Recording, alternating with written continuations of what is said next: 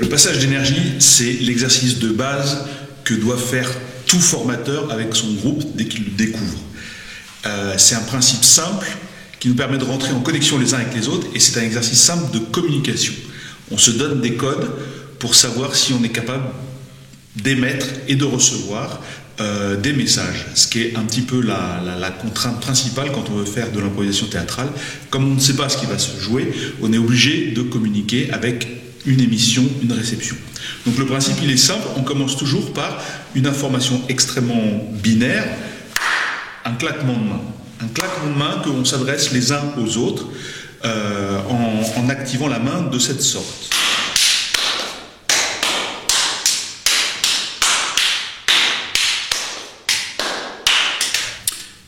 Une fois qu'on a fait tourner cette énergie toujours dans le même sens, là on va commencer à mettre un double sens. C'est-à-dire que celui qui le veut, à n'importe quel moment, peut décider, s'il reçoit l'énergie à droite, de la renvoyer à droite.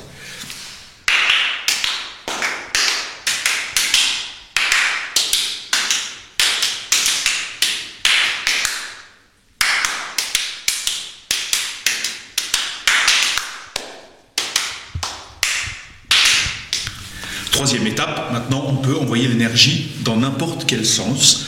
Et là, ça nous oblige, en plus de bien diriger la main vers la personne à qui on veut envoyer cette énergie, de bien adresser aussi le regard qui va avec. Parce que si je regarde à côté, forcément, mon énergie, elle va passer à côté.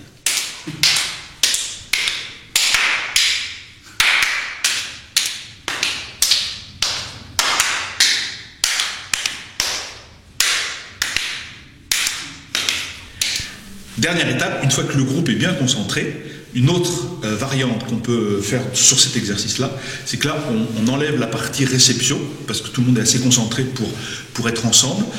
Et donc là, on s'adresse juste une énergie qui va à droite, à gauche, dans n'importe quel sens, et celui qui la rate est éliminé. On procède comme ça par élimination, ça donne un petit challenge au groupe, ce qui fait qu'à la fin, il n'y en a plus que 2 ou 3, et c'est celui qui a gagné qui devient donc le vainqueur des passages d'énergie.